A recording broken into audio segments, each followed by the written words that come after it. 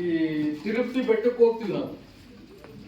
ತಿರುಪತಿ ಬೆಟ್ಟಕ್ಕೆ ಹೋದವ್ರಿಗೆ ಗೊತ್ತಿರ್ತದಲ್ಲ, ಬೆಟ್ಟ ಹತ್ತ ಏನ್ ಮಾಡ್ತಿರ್ತೀವಿ ನಾವು, ಗೋವಿಂದ ಗೋವಿಂದ ಅಂತ ಕೂಗ್ತಿರ್ತೀವಲ್ವಾ. ಎಲ್ಲ ಹೆಣ್ಮಕ್ಳು ಕೂಗಂಗಿಲ್ಲ ಗೋವಿಂದ ಅಂತ. ಯಾಕೆ ಕೂಗಂಗಿಲ್ಲ ಅವರು? ಗಂಡನ ಹೆಸರು ಕೂಗಂಗಿಲ್ಲ ಅಂತ ಅವ್ರು ಅಂದಂಗೆ ಅವ್ರು ಯಾಕೆ ಹಿಂಗಂತ ಹೇಳಿದ್ರು, ನನ್ನ ಗಂಡನ ಹೆಸರು ಗೋವಿಂದ ಅಂತ ಇದ್ರಿ, ಗಂಡನ ಹೆಸರು ಹೇಳಂಗಿಲ್ಲ, ಅದಕ್ಕೆ ನಾವು ಅವ್ರು ಅಂದಂಗೆ ಅಂತಿದ್ದೀನಿ. ಹಂಗೆ ಇವ್ರು ನಮ್ಮ ಎಲ್ಲ ಯುವ ಗೆಳೆಯರು ಬಹಳ ಚೆನ್ನಾಗಿ ಇಡೀ ಕಾರ್ಯಕ್ರಮದ ಉದ್ದೇಶದ ಬಗ್ಗೆ ಅವ್ರ ಅನುಭವದ ಹಿನ್ನೆಲೆ ಒಳಗಡೆ ಮಾತಾಡಿದ್ದಾರೆ. ಹಂಗಾಗಿ ನಾನು ಅವ್ರು ಹೇಳ್ದಂಗೆ ಅಂತ ಹೇಳಿ ನಾನು ಮಾತು ಮುಗಿಸೋ ಪ್ರಯತ್ನ ಮಾಡ್ತೀನಿ. ಆದರೂ ಇವರೆಲ್ಲ ಈ ಬಸವಣ್ಣ ಒಂದ್ ಕಡೆ ಹೇಳ್ತಾರೆ, ಹೊಗಳಿ ಹೊಗಳಿ ಅನ್ನ ಒನ್ನ ಸೂಲಕ್ಕೇರಿಸಿದಾರಯ್ಯ ಅಂತ. ಹಂಗೆ ಮಾತಾಡಿದವರೆಲ್ಲ ನಮ್ಮ ಅಧ್ಯಕ್ಷರು ನಮ್ಗೆ ಹಂಗೆ ಮಾಡಿದ್ರು ಅಂತ ಒಬ್ರು ಕಿವಿ ಅಂದ್ರು, ಇನ್ನೊಬ್ರು ಇನ್ನೇನೋ ಅಂದ್ರು, ಹೊಗಳಿದ್ದಾರೆ. ಆದರೆ ಒಂದಷ್ಟು ಪ್ರಯತ್ನವನ್ನ ಕರ್ನಾಟಕದಲ್ಲಿ ಪಂಚಾಯತ್ ರಾಜ್ ವ್ಯವಸ್ಥೆನ ಸಬಲೀಕರಣ ಮಾಡೋದಕ್ಕೆ ಮಾಡಿದ್ದೀವಿ.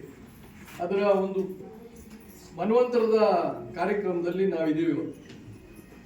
ಈ ಕಾರ್ಯಕ್ರಮದ ಅಧ್ಯಕ್ಷತೆಯನ್ನು ವಹಿಸಿರುವಂತ ಅಡ್ಡಿಜೋಣಿ ಗ್ರಾಮ ಸರ್ಕಾರದ ಮಾನ್ಯ ಮುಖ್ಯಮಂತ್ರಿಗಳಾದ ಯಲ್ಲಮ್ಮ ಮಾತಾಡೋರೆ, ಉಪಮುಖ್ಯಮಂತ್ರಿಗಳ ಹೆಸರು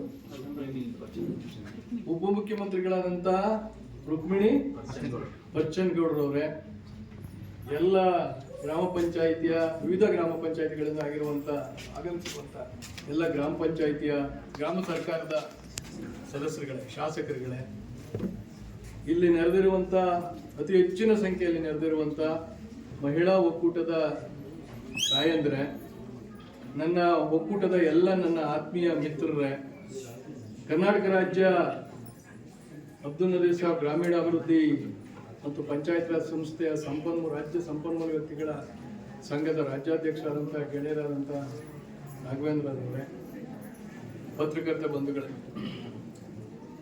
ನಾವು ಇವತ್ತು ಒಂದು ಚಳುವಳಿಯನ್ನ ಇಲ್ಲಿ ಪ್ರಾರಂಭ ಮಾಡ್ತಿದ್ದೇವೆ. ಏನದು ಚಳುವಳಿ? ಒಂದು ಹೋರಾಟವನ್ನ ಇಲ್ಲಿ ಪ್ರಾರಂಭ ಮಾಡ್ತಿದ್ದೇವೆ. ಏನು ಹೋರಾಟ ಪ್ರಾರಂಭ ಮಾಡ್ತಿದ್ದೇವೆ ಅಂದ್ರೆ, ಗ್ರಾಮ ಸ್ವರಾಜ್ಯ ಕರ್ನಾಟಕ ಅಂತಕ್ಕಂಥ ಒಂದು ಅಭಿಯಾನವನ್ನ, ಒಂದು ಚಳುವಳಿಯನ್ನು, ಇಂಗ್ಲಿಷಲ್ಲಿ ಒಂದು ಮೂವ್ಮೆಂಟ್ ಅಂತೀವಿ, ಪ್ರಾರಂಭ ಮಾಡ್ತಾ ಇದ್ದೇವೆ. ಯಾಕೆ ನಾವು ಕರ್ನಾಟಕದಲ್ಲಿ ಗ್ರಾಮ ಸ್ವರಾಜ್ಯದ ಒಂದು ಚಳುವಳಿಯನ್ನ ಪ್ರಾರಂಭ ಮಾಡಬೇಕು? ಇದು ನಮ್ಮ ಮುಂದಿರುವಂತ ಪ್ರಶ್ನೆ. ಭಾರತಕ್ಕೆ ಸ್ವಾತಂತ್ರ್ಯ ಬಂದು 78 ವರ್ಷ ತುಂಬಿ ಮೊನ್ನೆ 79ನೆಯ ಸ್ವಾತಂತ್ರ್ಯೋತ್ಸವವನ್ನ ಬಹಳ ಹೆಮ್ಮೆಯಿಂದ ಆಚರಿಸಿದ್ವಿ ನಾವು. ಗಾಂಧಿಯಿಂದ ಹಿಡಿದು ಸುಭಾಷರಿಂದ ಹಿಡಿದು ಅನೇಕ ಮಹನೀಯರು, ಕೃಷಿಕರು, ಕಾರ್ಮಿಕರು, ಮಹಿಳೆಯರು ಎಲ್ಲರ ತ್ಯಾಗ ಮತ್ತು ಹೋರಾಟದ ಫಲವಾಗಿ ನಾವೆಲ್ಲ ಇವತ್ತು ಸ್ವತಂತ್ರರಾಗಿದ್ದೇವೆ. ನಮ್ಮನ್ನು ನಾವು ಆಳ್ಕೊಳ್ತಿದ್ದೇವೆ. ದೇಶಕ್ಕೆ ಸ್ವಾತಂತ್ರ್ಯ ಬಂದಿದೆ. ಈ ದೇಶ ಪ್ರಪಂಚದ 5ನೇ ಅಭಿವೃದ್ಧಿ ದೇಶವಾಗಿ, ಅದೆಷ್ಟೋ ಟ್ರಿಲಿಯನ್ ಎಕಾನಮಿಯಾಗಿ ಬೆಳೀತಾ ಇದ್ದಾವೆ ಅಂತ ಮಾತುಗಳು ಕೇಳಿ ಬರ್ತಿದ್ದಾವೆ. ವಿದೇಶಗಳಲ್ಲೂ ಈ ಚರ್ಚೆ ಆಗ್ತಿದೆ, ಭಾರತ ಮುಂದಿನ ದಿನಗಳಲ್ಲಿ ಬಹಳ ಪ್ರಭಾವಶಾಲಿಯಾದ ದೇಶ ಆಗ್ತದೆ. ಅವೆಲ್ಲ ಮಾತುಗಳ ಹಿನ್ನೆಲೆ ಒಳಗಡೆ ನಮ್ಮೂರನ್ನ ನಾವು ನೋಡೋಣ. ನಾವೆಲ್ಲ ಹಳ್ಳಿಲಿ ಬದುಕೋರು, ಯಾರು ಪಟ್ಟಣದಲ್ಲಿ ಬದುಕೋರು ಇಲ್ಲ, ಅಲ್ಲಿ ಹಳ್ಳಿಲಿ ಬದುಕ್ತೀವಿ. ನಮ್ಮ ಹಳ್ಳಿ ನಿಂತ್ಕೊಂಡು ನಮ್ಮ ಹಳ್ಳಿಲಿ ನೋಡಿದಾಗ ನಾವು ಈ ದೇಶದಲ್ಲಿ ಪ್ರಪಂಚದಲ್ಲಿ 5ನೇ ಅಭಿವೃದ್ಧಿ ದೇಶನ ಅಂತಂದ್ರೆ ನಗು ಬಂದ್ಬಿಡ್ತೇವೆ ನಾವು. ಇವತ್ತಿಗೂ ನಮ್ಮ ದೇಶದಲ್ಲಿ ನನ್ನ ಹಳ್ಳಿ ಒಳಗಡೆ ರಾತ್ರಿ 12 ಗಂಟೆಗೆ ನನಗೇನೋ ಆರೋಗ್ಯದ ಸಮಸ್ಯೆ ಆದ್ರೆ ತಕ್ಷಣಕ್ಕೆ ನನಗೆ ಆರೋಗ್ಯ ಕಾಪಾಡ್ಕೊಳಕ್ಕೆ ಯಾವ ವ್ಯವಸ್ಥೆನೂ ಇಲ್ಲ. ನಮ್ಮ ಮಕ್ಕಳು ಇವತ್ತು ಅಂತಾರಾಷ್ಟ್ರೀಯ ಮಟ್ಟದಲ್ಲಿ ಏನು ಶಿಕ್ಷಣ ವ್ಯವಸ್ಥೆ ಇದೆ, ನಾವು ಇವತ್ತು ಆರ್ಟಿಫಿಷಿಯಲ್ ಇಂಟೆಲಿಜೆನ್ಸ್ ಕಾಲಕ್ಕೆ ಬಂದ್ಬಿಟ್ಟಿದ್ದೀವಿ. ಆದ್ರೂ ನಮ್ಮೂರು ಶಾಲೆಯಲ್ಲಿ ಕೂತ್ಕೊಳ್ಳೋಕೆ ಸರಿಯಾದ ಬೆಂಚೇ ಇಲ್ಲ, ಬರೆಯಕ್ಕೆ ಸರಿಯಾದ ಬೋರ್ಡ್ ಇಲ್ಲ. ಆರೋಗ್ಯ ಮತ್ತು ಶಿಕ್ಷಣ ಮನುಷ್ಯನ ಬದುಕಿಗೆ ಬಹಳ ಮುಖ್ಯವಾಗಿ ಬೇಕಾದ. ಇವೆರಡನ್ನೇ ಇಟ್ಕೊಂಡು ನಾವು ಯೋಚನೆ ಮಾಡೋದಾದ್ರೆ, ದೇಶಕ್ಕೆ ಸ್ವಾತಂತ್ರ್ಯ ಬಂತು, ದೇಶ ಬಹಳ ದೊಡ್ಡ ಮಟ್ಟಿಗೆ ಅಭಿವೃದ್ಧಿ ಆಗ್ತಿದೆ, ಅಂತಾರಾಷ್ಟ್ರೀಯ ಮಟ್ಟದಲ್ಲಿ ದೇಶದ ಬಗ್ಗೆ ಚರ್ಚೆ ಆಗ್ತಿದೆ.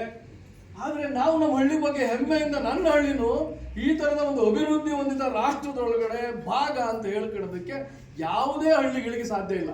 ಯಾವುದೋ ಒಂದು ಹಳ್ಳಿ ಅಂತ ಹೇಳ್ತಿಲ್ಲ, ಭಾರತದ ಯಾವುದೇ ಹಳ್ಳಿಗಳು ಎದೆ ತಟ್ಟಿ ನಾವು ನಮ್ಮ ದೇಶದ ಅಭಿವೃದ್ಧಿಯ ಸ್ಪೀಡಲ್ಲಿ ನಮ್ಮ ಸ್ಪೀಡು ಒಂದೇ ಇದೆ, ನಾವಿಬ್ರು ಒಂದೇ ಹಂತದಲ್ಲಿ ದೇಶದ ಅಭಿವೃದ್ಧಿಗೆ ಸರಿಸಮಾನವಾಗಿ ಇದ್ದೇವೆ ಅಂತ ಹೇಳಲಿಕ್ಕೆ ನಮಗೆ ಸಾಧ್ಯ ಆಗ್ತಿಲ್ಲ. ಅದಕ್ಕೆ ಕಾರಣ ಏನು? ನಮ್ಮ ಚೇತನ್ ನಿಮಗೆ ಪ್ರಶ್ನೆ ಕೇಳ್ದ, ಎಲ್ಲ ಸಮಸ್ಯೆಗಳಿಗೆ ನೀರು ಪಂಚಾಯಿತಿ, ಸ್ಕೂಲು ಪಂಚಾಯಿತಿ, ರಸ್ತೆ ಪಂಚಾಯಿತಿ, ಆರೋಗ್ಯ ಪಂಚಾಯಿತಿ, ಎಲ್ಲದಕ್ಕೂ ನಾವು ಯಾರನ್ನು ಕೇಳ್ತೀವಿ?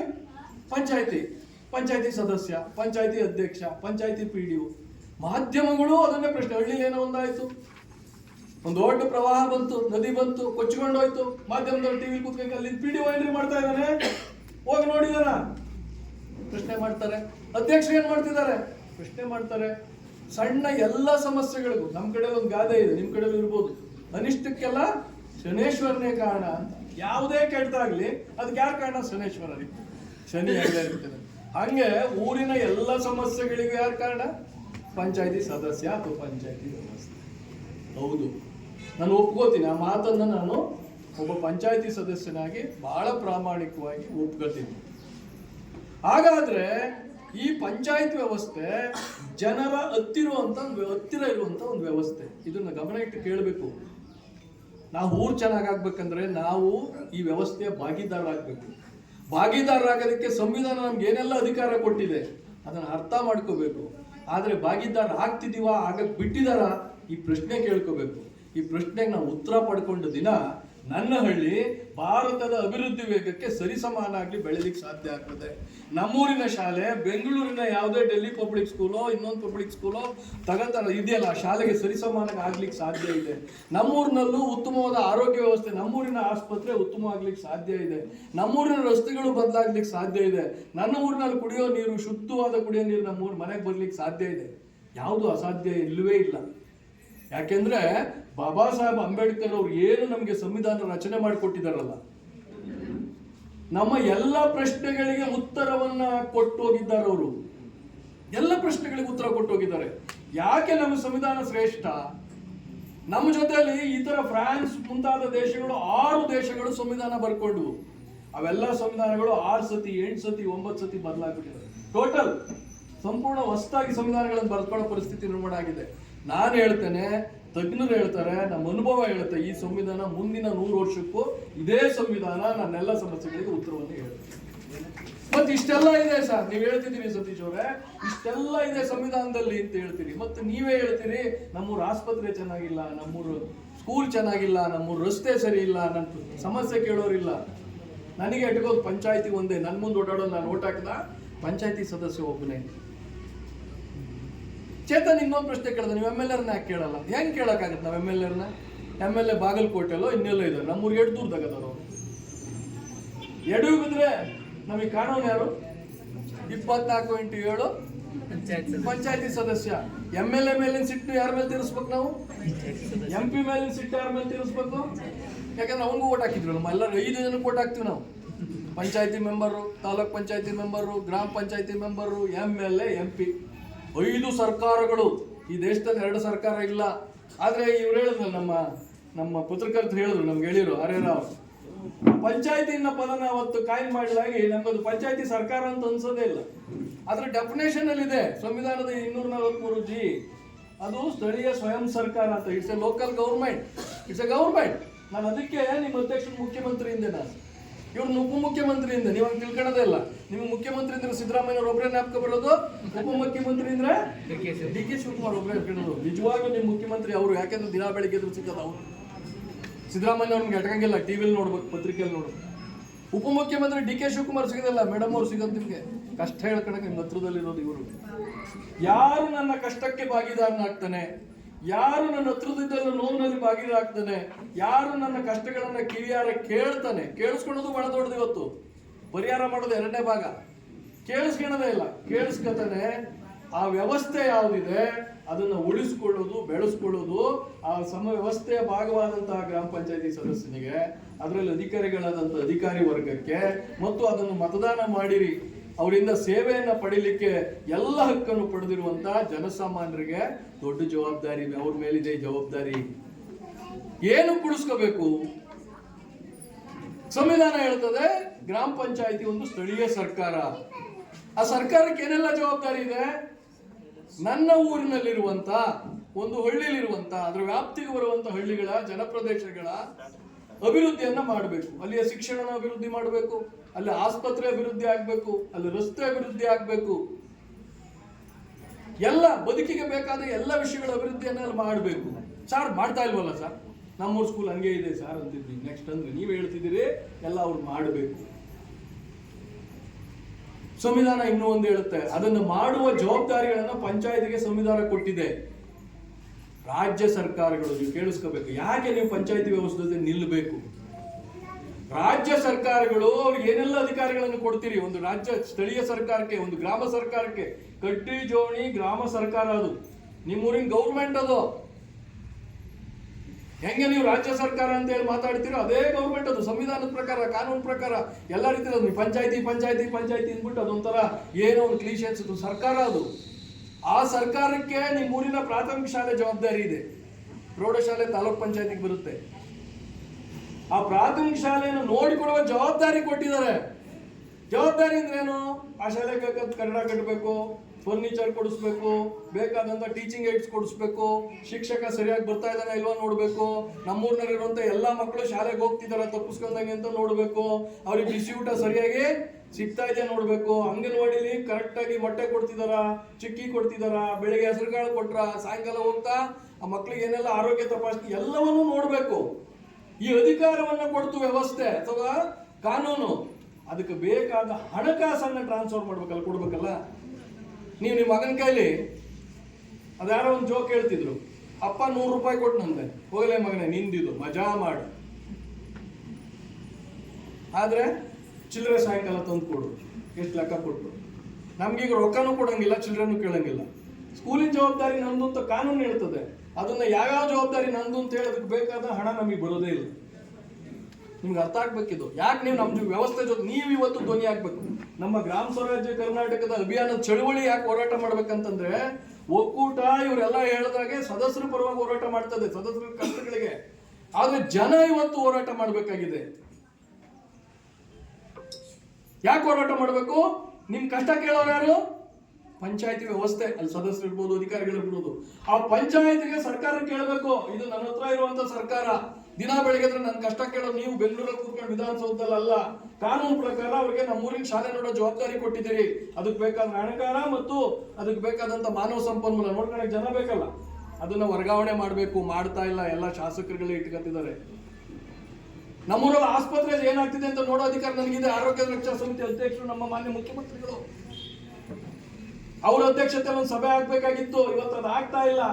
ವೈದ್ಯರುಗಳು ಗಲಾಟೆ ಮಾಡಿದ್ರು, ಲೋಕಲ್ ಅಲ್ಲಿ ಇದ್ರೆ ದಿನ ಬೆಳಗ್ಗೆ ಪ್ರಶ್ನೆ ಮಾಡ್ತಾರೆ, MLA ದೂರ ಇರ್ತಾನೆ, ಅಧಿಕಾರ ಸರ್ಕಾರದ ಇರಲಿ, ನಾವು ಗ್ರಾಮ ಪಂಚಾಯತಿ ಅಡಿಲಿ ಇರೋದಿಲ್ಲ ಅಂತಾರ ಅವ್ರು. ಯಾಕೆ? ಗ್ರಾಮ ಪಂಚಾಯತಿ ಮೆಂಬರ್ ದಿನ ಆಸ್ಪತ್ರೆ ಮುಂದೆ ಹೋಗ್ತಾನೆ, ಅವ್ನಿಗೆ ಹುಷಾರಿಲ್ಲ ಅಂದ್ರೂ ಅದೇ ಆಸ್ಪತ್ರೆಗೆ ಹೋಗ್ತಾನೆ, ಪ್ರಶ್ನೆ ಮಾಡ್ತಾನೆ, ಯಾಕೆ ಕ್ಲೀನ್ ಮಾಡಿಲ್ಲ, ಪೇಷಂಟ್ ಯಾಕೆ ಸರಿಯಾಗಿ ನೋಡ್ತಿಲ್ಲ, ಇವತ್ತು ಯಾಕೆ ಮಾತ್ರೆ ಕೊಟ್ಟಿಲ್ಲ ಅಂತ ಕೇಳ್ತಾನೆ. ಅವ್ನಿಗೆ ಅಧಿಕಾರ ಕೊಟ್ರೆ. MLA ಆದ್ರೆ ಅವ್ರು ಬಾಗಲಕೋಟೆಯಲ್ಲಿ ಇರ್ತಾರೆ, ಕಡ್ಡಿಜರಣ್ಯ ಪ್ರಾಥಮಿಕ ಆರೋಗ್ಯ ಕೇಂದ್ರಕ್ಕೆ ಡಾಕ್ಟರ್ ಬಂದ್ರ ಬಿಟ್ಟ MLA ಗೊತ್ತೇ ಆಗಲ್ಲ. ಅದೇ ಅಧಿಕಾರ ನಮ್ಮೂರು ಪಂಚಾಯತಿಗಿದ್ರೆ ಡಾಕ್ಟರ್ ಸರಿಯಾಗಿ ಬಂದ್ರ, ಮೆಡಿಸಿನ್ ಸರಿಯಾಗಿ ಕೊಡ್ತಾವ್ರ, ಚೆನ್ನಾಗಿ ಸರಿಯಾಗಿ ನೋಡ್ತಾರ, ನೋಡೋ ಅಧಿಕಾರ ಇರ್ತದಲ್ಲ. ಹೆಂಗೆ ನಿಮ್ಮ ಪಂಚಾಯತಿ ಮೆಂಬರ್ ನಿಮ್ಮೂರ್ನೇ ಆದ್ರೆ ನಿಮಗೆ ದಿನ ಬೆಳಗ್ಗೆ ಕಷ್ಟ ಹೇಳ್ಕೊಳಕ ಬೈಕಣಕಾರ ಒಬ್ಬ ಸಿಗ್ತಾನೆ. ಯಾರು ಓಟ್ ಹಾಕಿದ್ರು ಇಷ್ಟರಿ, ಎಲ್ಲ ಮಾಡೋದು ಇಷ್ಟರಾಗೈತೆ ಅಂತ ಬೈಕಣಕ್ಕಾದ್ರೆ ಮನ್ಸಿನ ಬೇಜಾರು. ಅವ್ನು ಅಲ್ಲಿ ಮನೆ ಮುಂದೆ ಗಾಡೀಲಿ ಹೋದಾಗಾರ ಬೈಕೋಬೋದು ಒಂದು 5 ನಿಮಿಷ. MLA ಬೈಕಣಕ್ಕೂ ಸಿಕ್ಕಂಗಿಲ್ಲ. ನೀವು ಯಾವ್ದಾದ್ರು ಫೋಟೋನು ಇನ್ನೊಂದು ನೋಡೇ ಬೈಕದು, MLA ನೆನಪ ಬೈಕದು. ಅರ್ಥ ಮಾಡ್ಕೊಳ್ಳಿ, ಈ ವ್ಯವಸ್ಥೆಗೆ ಶಕ್ತಿಯನ್ನ ಸರ್ಕಾರಗಳು ತುಂಬುತ್ತಾ ಇಲ್ಲ. ನಾನು ಸುಮ್ಮನೆ 2 ಉದಾಹರಣೆ ಕೊಟ್ಟೆ. ಹೀಗೆ ಎಲ್ಲ ಇಷ್ಟು ನಿಮ್ಮೂರು ಶಾಲೆ ನೋಡೋ ಜವಾಬ್ದಾರಿ ಇವ್ರದಿದೆ, ಆಸ್ಪತ್ರೆ ನೋಡೋದು ಪಂಚಾಯತ್ ಇದ್ದಿದೆ, ಕುಡಿಯೋ ನೀರಿನ ಪಂಚಾಯತ್ ಇದ್ದಿದೆ, ನಿಮ್ಮ ಮಕ್ಕಳು ಶಾಲೆಗೆ ಬಿಟ್ಟವ್ರಲ್ಲಿ ನೋಡೋ ಜವಾಬ್ದಾರಿ ಇದೆ, ಅಂಗನವಾಡಿ ನೋಡ್ಕೊಳ್ಳೋ ಜವಾಬ್ದಾರಿ ನಮ್ದಿದೆ. 29 ವಿಷಯಗಳಲ್ಲಿ ನಾವು ಕೆಲಸ ಮಾಡ್ತೀವಿ. ಬಟ್ ಅದಕ್ಕೆ ಬೇಕಾದಂತ ಕಾನೂನಲ್ಲಿ ನಮ್ಮ ಜವಾಬ್ದಾರಿ ಹೇಳ್ಬಿಟ್ರು. ಮನೆಗೆ ಯಜಮಾನಿಕೆ ಕೊಟ್ಟು ಬ್ಯಾಂಕ್ ಪಾಸ್ಬುಕ್ ರೊಕ್ಕ ಎಲ್ಲ ರೊಕ್ಕದ ಬೀಗುದಿಗೆ ಅಪ್ಪನೆ ಮಾಡಿಕೊಂಡ್ರೆ ಏನ್ ಖರ್ಚು ಮಾಡ್ತಾನೆ ಮಗ? ಯಜಮಾನಿಕೆ ಏನ್ ಮಾಡ್ತಾನ್ರಿ? ಹೆಂಗ್ ಮಾಡೋದು? ತೋಟ ಸರಿಯಾಗಿ ಮಾಡಿಸಿಲ್ಲ, ಗದ್ದೆ ಸರಿಯಾಗಿ ಮಾಡಿಲ್ಲ, ಹೊಲ ಸರಿಯಾಗಿ ನೋಡಿಲ್ಲ, ಅವ ಹಾಳು ಕರ್ಕೊಂಬಂದು ಅವ್ರದ್ದು ಕೆಲಸ ಮಾಡೋ ಈಗ ಲೇಬರಿಗೆ ದುಡ್ಡು ಕೊಡೋ ಅಧಿಕಾರನೇ ಕೊಡದಿದ್ರೆ ಏನ್ ಮಾಡ್ತಾನ? ಹಂಗಾಗೈತೆ ನಮ್ಮ ಕೆಲಸ. ಅದಕ್ಕೆ ನಿಮ್ಮ ಬೆಂಬಲ ಬೇಕಿದ್ರೆ, ಜನರ ಬೆಂಬಲ. ಅವ್ರಿಗೆ ಹೇಳ್ಬೇಕು ಸರ್ಕಾರಕ್ಕೆ, ಸ್ವಾಮಿ ನಮ್ಮ ಹತ್ರ ಇರೋ ಸರ್ಕಾರ ಅದು ಎಲ್ಲ ಬಂದು ನೀವು ಮಾಡಲ್ಲ, ನಾವು ಬಂದು ನಿಮ್ಗೆ ಬಾಗಲಕೋಟೆಗೆ ಬರೋಕ್ಕಾಗಿಲ್ಲ, ಬೆಂಗಳೂರಿನ ಬರೋಕ್ಕಾಗಿಲ್ಲ, ನನಗಿರೋ ಪೂರ ಅಧಿಕಾರ ಏನು ನೀವು ಪಂಚಾಯತ್ಗಳಿಗೆ ಕೊಟ್ಟಿದ್ರೆ ಅದು ವರ್ಗಾವಣೆ ಮಾಡಿ ಅಂತ ಇವತ್ತು ಕೇಳಬೇಕಾಗಿದೆ. ಆ ಕೇಳುವ ಕೆಲಸವನ್ನ ನಿಮ್ಮಿಂದ ಪ್ರಾರಂಭ ಮಾಡಬೇಕು ಅಂತ ಕರ್ನಾಟಕದಲ್ಲಿ ಮೊದಲನೇ ಈ ತರದ ಒಂದು ಅರಿವು ಮೂಡಿಸುವಂತ, ಚಿಂತನ ಮಂಥನ ಮಾಡುವಂತ, ನಾವು ನೀವು ಒಂದಾಗಿ ಮತದಾರರು, ನನ್ನ ಪಂಚಾಯಿತಿ ವ್ಯಾಪ್ತಿಯಲ್ಲಿರುವಂತ ಮತದಾರರು ಮತ್ತು ನಾವು ನಿಮ್ಮನ್ನು ಪ್ರತಿನಿಧಿಸುವ ನಾನು ಅಥವಾ ನಾವು ಒಟ್ಟಿಗೆ ಸೇರಿ ನಮ್ಮೂರಿನ ಅಧಿಕಾರವನ್ನ ನಮ್ಮೂರನ್ನ ನಾವು ಆಳ್ಕತೀವಿ ಅಂತ. ಬ್ರಿಟಿಷಿನ ಒಬ್ಬ ಸ್ವತಂತ್ರ ಪೂರ್ವದಲ್ಲಿ ಬ್ರಿಟಿಷ್ನ ಒಬ್ಬ ಸಂಸದ ಮೆಟ್ಕ್ಯಾಫೆ ಅಂತ, ಅವನು ಈ ದೇಶ ಬಂದು ನೋಡಿ ಈ ದೇಶದ ಹಳ್ಳಿಗಳು ಹೇಗಿತ್ತು ಅಂತ ಹೇಳಿ ನೋಡಿ ಅವನು ಬ್ರಿಟನ್ ಪಾರ್ಲಿಮೆಂಟ್ ಅಲ್ಲಿ ಮಾತಾಡಿದ್ದಾನೆ. ಈ ದೇಶದ ಹಳ್ಳಿಗಳು ಹೇಗಿತ್ತು ಅಂದ್ರೆ, ನಾವು ರಿಪಬ್ಲಿಕ್ ಅನ್ನೋ ಪದ ಬಳಸ್ತೀವಿ, ಎಲ್ಲರೂ ಓದಿದ್ದೀವಿ ನೀವು. ಗಣರಾಜ್ಯ ಅನ್ನೋ ಪದ ಓದಿದ್ದೀವಿ ನಾವು, ಗಣರಾಜ್ಯೋತ್ಸವ ಮಾಡ್ತೀವಿ ಸ್ಕೂಲಲ್ಲಿ. ಗಣರಾಜ್ಯ ಅಂದ್ರೆ ಏನಂಗಾದ್ರೆ what is the meaning of republic? ಗಣರಾಜ್ಯ ಅಂದ್ರೆ ಏನು ಅಂದ್ರೆ ಈ ದೇಶ ಅಥವಾ ಈ ದೇಶದ ಯಾವುದೇ ಪ್ರಜೆ ಯಾರ ಅಡಿಯಾಳಲ್ಲ ಅಂತ, ಅವನು ಸಂಪೂರ್ಣ ಸ್ವತಂತ್ರ, ಅವನು ಆಳಿಕೊಳ್ಳುವ ಸ್ವಾತಂತ್ರ್ಯ ಈ ದೇಶದಲ್ಲಿದೆ. ಯಾವ ದೇಶ ರಿಪಬ್ಲಿಕ್ ಆಗಿರುತ್ತೆ, ಗಣರಾಜ್ಯವಾಗಿರುತ್ತೆ, ರಿಪಬ್ಲಿಕ್ ಅನ್ನೋ ಪದ ಎಲ್ಲಿ ಬಳಕೆ ಆಗುತ್ತೆ, ಅದು ಇನ್ಯಾವುದೇ ಹೊರ ದೇಶದ ಅಥವಾ ಬೇರೆ ಯಾರ ಆಡಳಿತದಲ್ಲಿ ಇಲ್ಲ, ನಿಮ್ಮನ್ನು ನೀವು ಆಳ್ಕೊಳ್ಳೋದು ಅಂತ. ಪ್ರಜೆಗಳೇ ಪ್ರಭುಗಳು ಅಂತ, ಇಲ್ಲಿ ಪ್ರತಿಯೊಬ್ಬ ಪ್ರಜೆ ಪ್ರಭು. ಬಟ್ ಈಗ ಹಂಗಿದೆಯಾ? ಇಲ್ಲ, ಎಲ್ಲ ಮೇಲಿಂದ ಕೊಡ್ತಾರೆ, ಅವ್ರು ಏನ್ ಕೊಡ್ತಾರೋ ಅದು ಪಡಿಬೇಕು. ನೀವು ಯಾವ್ದೇ ಯೋಜನೆ ಮಾಡ್ಬೇಕಾದ್ರೆ ನಿಮ್ಮನ್ನು ಕೇಳ್ತಾರ? ಗ್ಯಾರಂಟಿ 5 ಸ್ಕೀಮ್ ಮಾಡಿದ್ರಲ್ಲ, ಸರ್ಕಾರ ಬಂದು ಕೇಳಿತಾ ನಿಮ್ಗೆ ಏನ್ ಬೇಕು ಅಂತ? ಅವ್ರು ಹೇಳಿದ್ರು ನಾವು ಕೊಡ್ತೀವಿ ಅಂತ. ಹಂಗೆ ನಿಮ್ಮನ್ನ ಕೇಳಿ, ನಮ್ಮೂರಿನಲ್ಲಿ ನನ್ನನ್ನ ಕೇಳಿ ಯೋಜನೆಗಳನ್ನು ರೂಪಿಸ್ಬೇಕು, ಅಭಿವೃದ್ಧಿ ಆಗ್ಬೇಕು. ಯಾವುದೇ ಎಷ್ಟು ತುಂಬಾ ಯೋಜನೆಗಳು, ಪ್ರತಿಯೊಂದು ಊರಿನ ಸಮಸ್ಯೆ ಬೇರೆ ಇರ್ತದೆ. ನಿಮ್ಮೂರಿನ ಶಾಲೆ ಸಮಸ್ಯೆನೇ ಬೇರೆ, ಬೆಂಗಳೂರಾಗಿರೋ ಶಾಲೆ ಸಮಸ್ಯೆನೇ ಬೇರೆ. ನಿಮ್ಮೂರಿಗೆ ಏನ್ ಬೇಕು, ನಿಮ್ಮೂರಿನ ಶಾಲೆ ಯಾವ ರೀತಿ ಇರಬೇಕು ಅನ್ನೋ ನೀವು ತೀರ್ಮಾನ ಮಾಡಬೇಕು. ಆ ಅಧಿಕಾರ ಈ ಪಂಚಾಯತಿಗಿದೆ. ಪಂಚಾಯತಿಗಿದೆ ಅಂದ್ರೆ ಸರ್ ನಮ್ಗೆಲ್ಲಿದೆ ಸರ್ ಅಂತಿದ್ದೆ, ಎಲ್ಲ ಪಂಚಾಯತಿಗಳು ನಂದೇನ್ ಸರ್ ಕೆಲಸ, ಅವ್ರಿಗೆ ಅಧಿಕಾರ ಕೊಡ್ಸೋದಾ? ಅವ್ರು ಜೋರಾಗಿ ಓಡಾಡೋದ? ಅಲ್ಲ, ಪಂಚಾಯತಿಗೆ ಅಧಿಕಾರ ಇದೆ ಅಂದ್ರೆ ಪಂಚಾಯತಿನೂ ಸ್ವತಂತ್ರವಾಗಿ ಕೆಲಸ ಮಾಡಂಗಿಲ್ಲ, ನೀವು ಹೇಳಿದ್ ಮಾಡೋದು. ಅದಕ್ಕೆ ನಾವು ಗ್ರಾಮ ಸಭೆ ಮಾಡ್ತೀವಿ. ಗ್ರಾಮ ಸಭೆಗೆ 8 ಜನ ಹೋಗ್ತೀವಿ, ಕೈ ಎತ್ರಿ.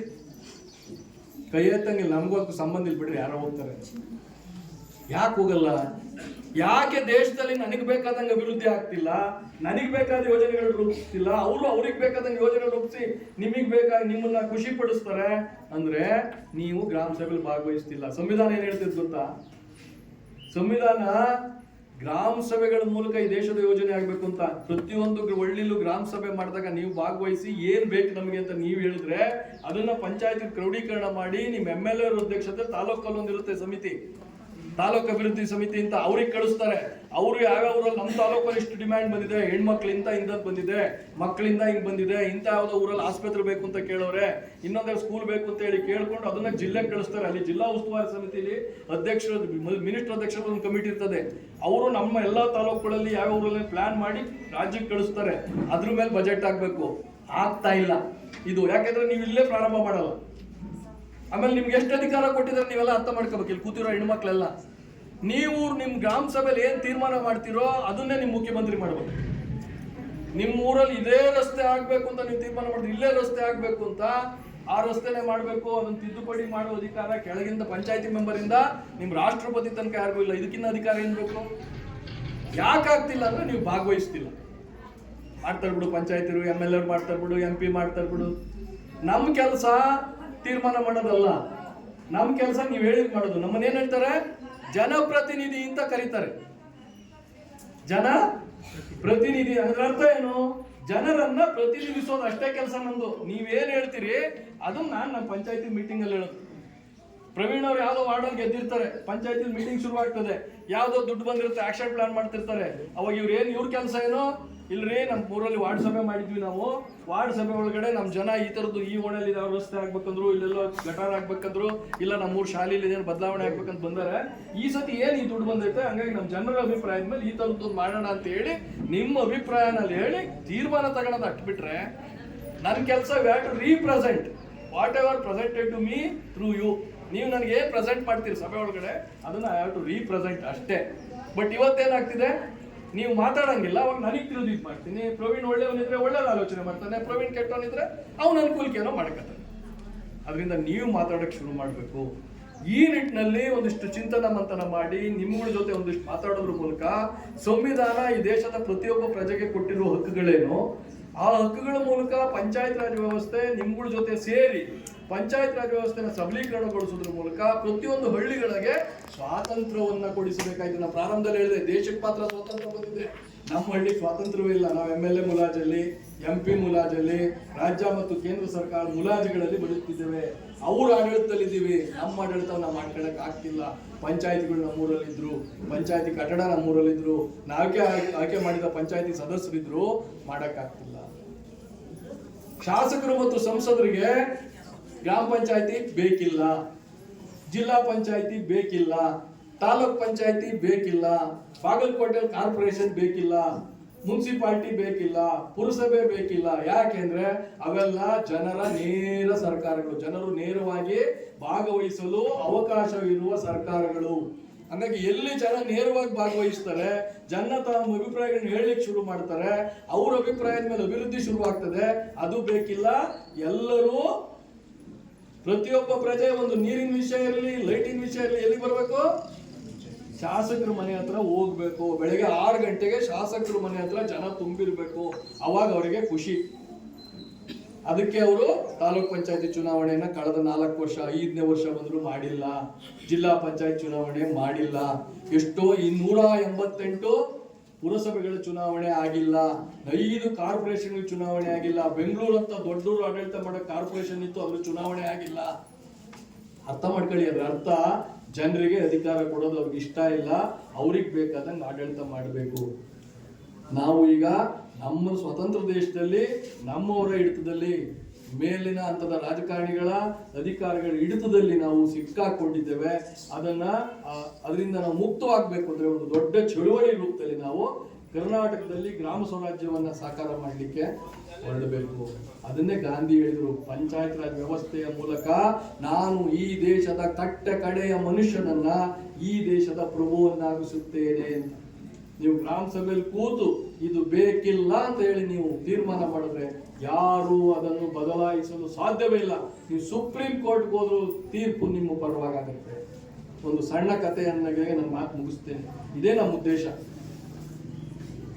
ಗ್ರಾಮ ಸಭೆಯಲ್ಲಿ ಮಾಡೋದು ಏನಾಗುತ್ತೆ ಸಾರ್ ಅಂತ ನೀವು ಪ್ರಶ್ನೆ ಕೇಳ್ತೀರಿ. ಒಂದು ನಡೆದ ಘಟನೆಯನ್ನ, ಒಂದು ಕುತೂಹಲ ಭರಿತವಾದ ಕಥೆಯನ್ನ ನೀವು ಹೇಳಿಬಿಟ್ಟು ನಾನು ಮಾತು ಮುಗಿಸ್ತೇನೆ.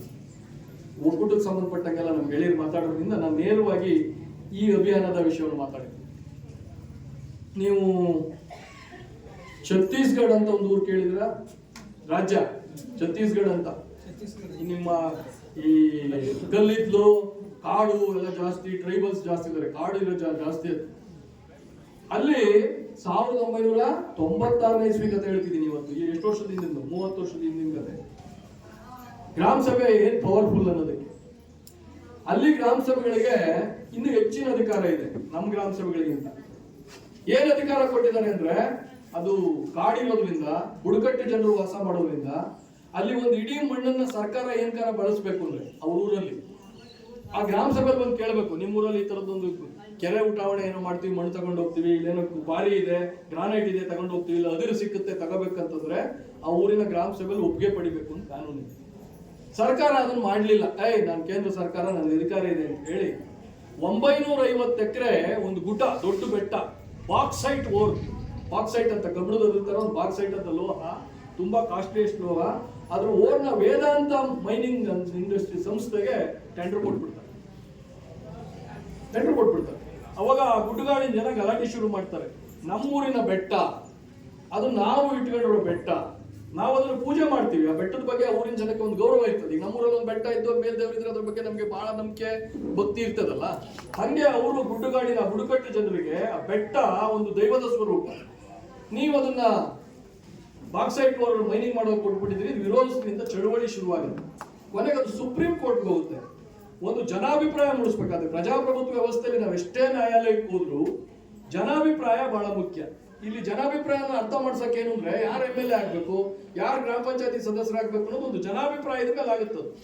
ಜನ ಯಾವ್ದ್ರ ಪರವಾಗಿ ಬಹಳ ದೊಡ್ಡ ಶಬ್ದ ಮಾಡ್ತಾರೆ, ಅದ್ರ ಪರವಾಗಿ ನಿಲುವುಗಳು ಆಗ್ತವೆ. ಪ್ರಜಾಪ್ರಭುತ್ವ ವ್ಯವಸ್ಥೆಯಲ್ಲಿ ತೀರ್ಮಾನಗಳಾಗ್ತವೆ. ಉದಾಹರಣೆಗೆ ನಿಮಗೆ UPA government, Manmohan Singh government ಹೋಗಿ ಮೋದಿ ಗೌರ್ಮೆಂಟ್ ಬಂದ್ಮೇಲೆ UPA ಗೌರ್ಮೆಂಟ್ ಅಲ್ಲಿ ಒಂದು ಕಾನೂನು ಮಾಡಿದ್ರು. ಯಾರ್ದಾರ ರೈತರದು ಜಮೀನ ರೋಡ್ ಮಾಡಕ್ಕೋ ಇಂಡಸ್ಟ್ರಿ ಮಾಡಕ್ಕೋ ತಗೊಂಡ್ರೆ ಆ ಜಮೀನಿನ ಮಾರುಕಟ್ಟೆ ವಾಲೆ 4 ಪಟ್ಟು ಅವ್ರಿಗೆ ಕೊಡ್ಬೇಕು. ಅದಕ್ಕೆ ಮೋದಿಯವರು ಅಧಿಕಾರಕ್ಕೆ ಬಂದಾಗ ಇಂಡಸ್ಟ್ರಿಯಲಿಸ್ಟ್ಗಳೆಲ್ಲ ಹೋದ್ರು, ಸರ್ ನೀವು ಅಕ್ವೈರ್ ನೀವು ಮಾಡಿ ಕೊಡ್ತೀರಿ, ನೀವು 4 ಪಟ್ಟು ಕೊಡು ಅಂತ ಹೇಳ್ತೀವಿ, ಅದು ನಮ್ಗೆ ಹೊರೆ ಆಗ್ತದೆ, ಬಿಟ್ಬಿಡಿ, ನಮಗೆ ಅದನ್ನ ತೆಗೆದ್ಬಿಡಿ, ನಾವು ರೈತರು ಮಾತಾಡ್ಕೊತೀವಿ, ಮಾರ್ಕೆಟ್ ರೇಟ್ ಕೊಡ್ತೀವೋ ಇನ್ನೊಂದು ಮಾಡ್ತೀವೋ ನೇರವಾಗಿ ನಾವೇ ಮಾತಾಡ್ತೀವಿ, ಗೌರ್ಮೆಂಟ್ನವ್ರು ನೀವೇ ಹಾಕ್ಬಿಡ್ತೀರಿ. ಬಟ್ ಅದರಿಂದ ರೈತರಿಗೆ ಭಾಳ ಮನೆ ಆಗೋದು, ನೆಗೋಷಿಯೇಟ್ ಮಾಡಿದಾಗ ಮಾರ್ಕೆಟ್ ರೇಟ್ ಕೊಡೋರು ಇಲ್ಲ 3 ಪಟ್ಟು ಸಿಗ್ತಿರ್ಲಿಲ್ಲ. ಅವ್ರಿಗೆ ಮೆಜಾರಿಟಿ ಇತ್ತು, 350 ಸೀಟ್ ಇತ್ತು, ವಿರೋಧ ಪಕ್ಷ ತುಂಬಾ ಕಡಿಮೆ ಇತ್ತು. ಆದರೂ ಇಡೀ ದೇಶದಲ್ಲಿ ಅದ್ರ ವಿರುದ್ಧವಾಗಿ ಒಂದು ಅಭಿಪ್ರಾಯ ಮೂಡ್ಬಿಟ್ಟು ಮೆಜಾರಿಟಿ ಇರೋ ಸರ್ಕಾರ ಕಾನೂನು ವಾಪಸ್ ತಗೊಳಕ್ಕಾಗಲೇ. ಹಾಗಾಗಿ ಜನಾಭಿಪ್ರಾಯ ಬಹಳ ಮುಖ್ಯ. ಈ ಜನಾಭಿಪ್ರಾಯ ಮೂಡ್ಸೋಕೆ ಅವ್ರು ಏನ್ ಮಾಡ್ತಾರೆ, ಒಂದು NGO ದವರು ಒಂದಿಬ್ರು ಟ್ರೈಬಲ್ ಹುಡುಗರಿಗೆ ಸ್ಪಾನ್ಸರ್ ಮಾಡ್ತಾರೆ. ಈ ಹೋರಾಟಕ್ಕೆ ಸಪೋರ್ಟ್ ಮಾಡಿರ್ತಾರೆ ಅವರು, ಜನರಿಗೆ ತಿಳುವಳಿಕೆ ಮೂಡಿಸಿ. ಅವ್ರೇನ್ ಮಾಡ್ತಾರೆ, 2 ಹುಡುಗರನ್ನ, ಟ್ರೈಬಲ್ ಹುಡುಗರನ್ನ, ಹಳ್ಳಿ ಹುಡುಗರನ್ನ ವಿಮಾನದಲ್ಲಿ ಲಂಡನ್ಗೆ ಕರ್ಕೊಂಡು ಕೇಳಿ ಮಜಾ ಆಯ್ತಿದ್ರು. ಹೆಂಗೆ ನೀವು ಜನರ ಶಕ್ತಿ, ನೀವು ಮನ್ಸು ಮಾಡಿದ್ರೆ ನಿಮ್ಮ ಊರನ್ನ ಹೆಂಗೆ ಬದಲು ಮಾಡ್ಕೋಬಹುದು, ಇವ್ರ ಜೊತೆ ಪಂಚಾಯತಿ ಜೊತೆ ನಿಂತ್ರೆ ಈ ವ್ಯವಸ್ಥೆನ ಬಲಪಡಿಸಕ್ಕೆ ನೀವು ನಮ್ಮ ಜೊತೆ ಕೈ ಜೋಡಿಸಿದ್ರೆ ಏನಾಗುತ್ತೆ ಅನ್ನೋದು. ಹೋಗಿ ಅವ್ರೇನ್ ಮಾಡ್ತಾರೆ, ಲಂಡನ್ ನಲ್ಲಿ ಒಂದು ದೊಡ್ಡ ಫೇಮಸ್ ಚರ್ಚು, ಹೆಸರು ನನಗೆ ಜ್ಞಾಪಕ ಬರ್ತಾ ಇಲ್ಲ, ಅವಲ್ಲಿ ಜ್ಞಾಪಿಸ್ಕೊಳ್ಳ, ಅದು ಬಹಳ ಬ್ರಿಟನ್ನಿನ ಕ್ರಿಶ್ಚಿಯನ್ನರಿಗೆ ಬಹಳ ಭಕ್ತಿ. ನಮ್ಗೆ ಹೆಂಗ್ ತಿರುಪತಿ ವೆಂಕಟೇಶ್ವರ, ಧರ್ಮಸ್ಥಳ ಮಂಜುನಾಥ, ಹಿಂಗೆ ನಮ್ಮಿದೇ ಆದ ದೇವಸ್ಥಾನಗಳ ನಂಬಿಕೆ ಇದೆಯಾ, ಆ ಥರದ್ದು ಚರ್ಚ್. ಅವ್ರ ಮುಂದೆ ಹೋಗಿ ಕಾಡು ಮನ್ಸರು ಡ್ರೆಸ್ ಹಾಕೊಂಡ್ಬಿಡ್ತಾರೆ, ಸೊಪ್ಪು ಗಿಪ್ಪೆಲ್ಲ ಕಟ್ಕೊಂಡ್ಬಿಡ್ತಾರೆ, ತಲೆಗೆಲ್ಲ ಕಟ್ಕೊಂಡ್ಬಿಟ್ಟು ಒಂದು ಇದನ್ನ ಬಡ್ಕೊಂಡು ಕುಣಿತಿರ್ತಾರೆ.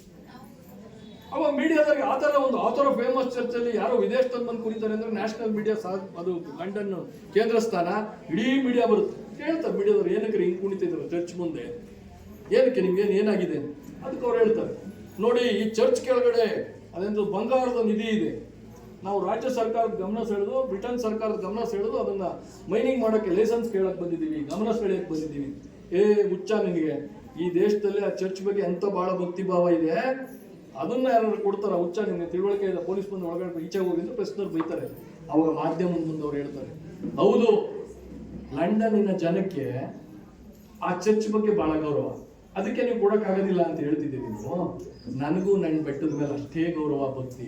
ಆ ಬೆಟ್ಟನ ನೀವು ವೇದಾಂತ ಮೈನಿಂಗ್ನವರು ಮೈನಿಂಗ್ ಮಾಡಕ್ ಬಂದವ್ರೆ, ಅದನ್ನ ಕರಗ್ಸಕ್ ಬಂದಿದ್ದಾರೆ, ಅದ್ರಲ್ಲಿ ಅದಿರಿದೆ ಅಂತ ತೆಗಿಯಕ್ ಬಂದಿದ್ದಾರೆ. ಅವಾಗ ಅದು ನ್ಯಾಷನಲ್, ಇವತ್ತು ನೋಡಿ ಹಳೆಯ ಪೇಪರ್ಗಳು ನೋಡಿ, 96ರದ ನೀವು ಇಂಟರ್ನ್ಯಾಷನಲ್ ಮ್ಯಾಗಝಿನ್ಸ್ ತುಂಬಾ ಪುಟಗಟ್ಟಲೆ ಬರ್ದವ್ರು ಅದನ್ನ, Vedanta mining tribals protest in London ಅನ್ನೋದು ದೊಡ್ಡ ಸುದ್ದಿ ಆಗ್ಬಿಡ್ತದೆ. ಆ ದೊಡ್ಡ ಜನಾಭಿಪ್ರಾಯ ಮೂಡಿದ್ಮೇಲೆ ಸುಪ್ರೀಂ ಕೋರ್ಟ್ ಅಲ್ಲಿ ಗ್ರಾಮ ಸಭೆ decision is very important, as per ಗ್ರಾಮ ಸಭೆ decision you should cancel that agreement ಅಂತ ಹೇಳಿ ಡಿಸಿಷನ್ ಮಾಡಿ. ನೋಡಿ ಹೆಂಗಿದೆ ನಿಮ್ಮ ಅಧಿಕಾರ, ಸಂವಿಧಾನ ಗ್ರಾಮ ಸಭೆಗಳಿಗೆ ಕೊಟ್ಟಿರುವಂತ ಅಧಿಕಾರ. ಹಂಗಾಗಿ ಈ ದೇಶಕ್ಕೆ ನಾವು ಸ್ವಾತಂತ್ರ್ಯ ಬಂದಿದೆ, ಸ್ವರಾಜ್ಯ ಬಂದಿದೆ, ನಮ್ಮ ಹೋರಾಟ ಈಗ ಗ್ರಾಮ ಸ್ವರಾಜ್ಯಕ್ಕಾಗಿ ಮಾಡಬೇಕಾಗಿದೆ. ಅದನ್ನ ಮಾಡಲಿಕ್ಕೆ ಇವತ್ತು ನಾವಿಲ್ಲಿ ಮೊದಲು ನಾಂದಿ ಆಡಿದ್ದೀವಿ. ನಿಮ್ಮ ಪ್ರವೀಣ್ ಅವರು ಇವತ್ತು ನಿಮ್ಮನ್ನೆಲ್ಲ ಸೇರಿಸೋದ್ರ ಮೂಲಕ ಕರ್ನಾಟಕದಲ್ಲಿ ಒಂದು ಮಹತ್ತರವಾದ ಚಳುವಳಿಗೆ, ಒಂದು ಬದಲಾವಣೆಗೆ ನಾಂದಿ ಆಡಿದರೆ. ಬಹಳ ನನಗೆ ಖುಷಿಯಾಗಿದ್ದು, ಇದರ ಉದ್ಘಾಟನೆಯನ್ನ ದೀಪ ಹಚ್ಚೋದ್ರ ಮೂಲಕ ನಮ್ಮ ಯಲ್ಲಮ್ಮ ಮಾದರವರು, ರುಕ್ಮಿಣಿ ಮೇಡಮ್ ಅವರು, 3 ಜನ ಹೆಣ್ಣು ಮಕ್ಕಳು ತುಂಬಾ ಒಳ್ಳೆ ಮನಸ್ಸಿಂದ, ಎಲ್ಲಿ ತಾಯಂದ್ರು ಕುಟುಂಬದಲ್ಲಿ ತಮ್ಮ ಜವಾಬ್ದಾರಿಯನ್ನ ಪ್ರೀತಿಯಿಂದ ಭಕ್ತಿಯಿಂದ ಮಾಡ್ತಾರೆ, ಆ ಕುಟುಂಬಗಳು ಇವತ್ತು ತುಂಬಾ ಚೆನ್ನಾಗಿದ್ದಾವೆ. ಹೆಣ್ಣು ಮನೆಯ ಕಣ್ಣು ಅಥವಾ ಮನೆಯ ದೀಪ ಎಲ್ಲ ನಾವು ಹೊಂದ್ಕೋತೀವಿ. ಆ ರೀತಿಯಾದಂತ ತಾಯಂದ್ರು ಇವತ್ತು ಅದನ್ನು ಉದ್ಘಾಟನೆ ಮಾಡೋದ್ರಿಂದ ಬಹಳ ದೊಡ್ಡ ನಂಬಿಕೆ ಇದೆ ನನಗೆ. ಅದು ಪಂಚಾಯತ್ ರಾಜ್ ವ್ಯವಸ್ಥೆಯಲ್ಲಿ 55% ಇದ್ದೀರಿ, ನೀವು ಹೆಚ್ಚಿರೋದು ನೀವೇ ಮಹಿಳೆಯರೇ. ಹಾಗಾಗಿ ನೀವು ಈ ಚಳುವಳಿಯನ್ನು ಉದ್ಘಾಟನೆ ಮಾಡೋದ್ರ ಮೂಲಕ, ದೀಪ ಬೆಳಗ್ಗೆ ಉದ್ಘಾಟಿಸಿರೋದ್ರಿಂದ ಈ ಚಳುವಳಿಯನ್ನು ನಾವು ಕರ್ನಾಟಕದಾದ್ಯಂತ ತೆಗೆದುಕೊಂಡು ಹೋಗ್ತೇವೆ. ಜನರಿಗೆ ಮತ್ತು ಪಂಚಾಯತ್ ಸದಸ್ಯರನ್ನ ಒಗ್ಗೂಡಿಸೋದ್ರ ಮೂಲಕ, ನಾವು ಹಿಂದೆ ಒಕ್ಕೂಟದ ಮೂಲಕ ನಮ್ಮ ಪಂಚಾಯತಿಯಲ್ಲಿ ಕೆಲಸ ಮಾಡುವ ಕಸ ಗುಡಿಸುವ ನೌಕರನಿಂದ ಹಿಡಿದು ನಮ್ಮ PDO ತನಕ 14 ವೃಂದ ಸಂಘಗಳ ಜೊತೆ ಸೇರಿಸಿ ಒಂದು ಕುಟುಂಬ ಮಾಡಿದ್ವಿ. ಅದನ್ನೀಗ ಬಹಳ ದೊಡ್ಡ ಕುಟುಂಬ ಮಾಡ್ತೀವಿ. ಅಂದ್ರೆ ನಮ್ಮ ಜೊತೆ ನಮಗೆ ಮತದಾನ ಮಾಡಿ ಅಧಿಕಾರ ಕೊಡುವ ನನ್ನ ಸಾಮಾನ್ಯ ಜನರನ್ನು ಸೇರಿಸೋದ್ರ ಮೂಲಕ ಜನರಿಂದ ಒಂದು ಜನಾಭಿಪ್ರಾಯ ಮೂಡಿಸ್ತೀವಿ. ನಮ್ಮೂರಿನ ಪಂಚಾಯತಿಗೆ ಎಲ್ಲ ಅಧಿಕಾರ ನೀವು ಕೊಡಬೇಕು. ಈ ಕೆಲಸಗಳಿಗೆ ನಾನು ಬೆಂಗಳೂರಿಗೆ ಬರೋಕ್ಕಾಗೋದಿಲ್ಲ, ಈ ಕೆಲಸಗಳಿಗೋಸ್ಕರ ನಾನು ಬಾಗಲಕೋಟೆಗೆ ಬರೋಕ್ಕಾಗೋದಿಲ್ಲ, ನನ್ನ ಮನೆ ಬಾಗಿಲಲ್ಲಿ ನನಗೆ ಕೆಲಸ ಆಗಬೇಕು. ಒಂದು ಪಂಚಾಯತಿ ನೋಡಿ, ಈಗ ನಿಮಗೆ ಪಾಣಿ ಕೊಡೋದು ಪಂಚಾಯತಿಲಿ ಮಾಡೋದು ಅನುಕೂಲ ಆಯಿತು, ಬಟ್ ಅದು ಸರಿಯಾಗಿ ನಡೀತಿಲ್ಲ, ನಡೆಯಂಗೆ ಮಾಡಬೇಕು. ಇಂಟ್ರೊಡ್ಯೂಸ್ ಮಾಡ್ತಾರೆ, ಮಾಡಲ್ಲ. ಈಗ ನೀವು ರಿಜಿಸ್ಟ್ರೇಷನ್ಸ್ನ ಪಂಚಾಯತಿಲಿ ಮಾಡಿದ್ದಾರೆ, ಮದುವೆಗಳಾದ್ರೆ ಎಲ್ಲ ಆ ಥರ ಇನ್ನೂ ಹೆಚ್ಚು ಹೆಚ್ಚು ಹೆಚ್ಚು ಅಧಿಕಾರ ಸರ್ಕಾರ ನಿಮ್ಮ ಮನೆ ಬಾಗಿಲಿಗೆ ಬಂದಂಗಲ್ಲ. ನಿಮ್ಮ ಊರಾಗಿರ್ತದೆ ಪಂಚಾಯತಿ, ನೀವು ಬಾಗಲಕೋಟೆಗೆ ಕೆಲಸ ಮಾಡಿಸ್ಬೇಕು ಅಂದ್ರೆ ಒಂದಿನ ಬೇಕು, ಒಂದಿನ ಎಲ್ಲ ನಿಮ್ಮ ಮನೆ ಕೆಲಸ ಬಿಟ್ಟು ಹೋಗ್ಬೇಕು. ಅದೇ ನಿಮ್ಮ ಪಂಚಾಯತಿಲಿ ಇದ್ರೆ ಎಲ್ಲ ಕೆಲಸ ಯಾವಾಗ ಬೆಳಿಗ್ಗೆ 10 ನಿಮಿಷ ಬರ್ತೀರಿ, ಮಾಡಿಸ್ಕೊಂಡು ನಿಮ್ಗೆ ಸ್ವಂತ ಕೆಲಸ ಕೊಟ್ಟು ಹೋಗ್ತೀವಿ, ನಿಮ್ಮ ಬದುಕಿಗೆ ತೊಂದರೆ ಆಗೋದಿಲ್ಲ. ಆ ಕಾರಣಕ್ಕೆ ಎಲ್ಲ ಅಧಿಕಾರಗಳು, ಯಾವ್ಯಾವ ಅಧಿಕಾರ ನಾವು ಬಂದು ನಮಗೆ ರೈಲ್ವೆ ನಮಗೆ ಕೊಡಿ ಅಂತ ಕೇಳೋಕ್ಕಾಗಲ್ಲ, ದೇಶ ಕಾಯ ಸೈನ್ಯದ ಡಿಫೆನ್ಸ್ ನನ್ನ ಊರು ಪಂಚಾಯತಿ ಕೊಡಿ ಅಂತ ಕೇಳೋಕ್ಕಾಗಲ್ಲ. ಪೊಲೀಸ್ ನಮಗೆ ಕೊಡಿ ಅಂತ ಕೇಳಕ್ಕಾಗಲ್ಲ. ನಮ್ಮೂರಿನ ಶಾಲೆಗೆ ನಡೆಸುವಂತ ಸಂಪೂರ್ಣ ಜವಾಬ್ದಾರಿಯನ್ನ, ಅದಕ್ಕೆ ಬೇಕಾದಂತ ಹಣಕಾಸನ್ನ ನಮಗೆ ಕೊಡಿ ಅಂತ ಕೇಳ್ಬೇಕು. ನಮ್ಮ ಪಂಚಾಯತಿ ಕೊಡಿ ಅಂತ ಯಾರು ಕೇಳಬೇಕು? ಇಲ್ಲಿಂದ ತನಕ ನಾವು ಕೇಳ್ತಿದ್ವಿ ಸದಸ್ಯರು.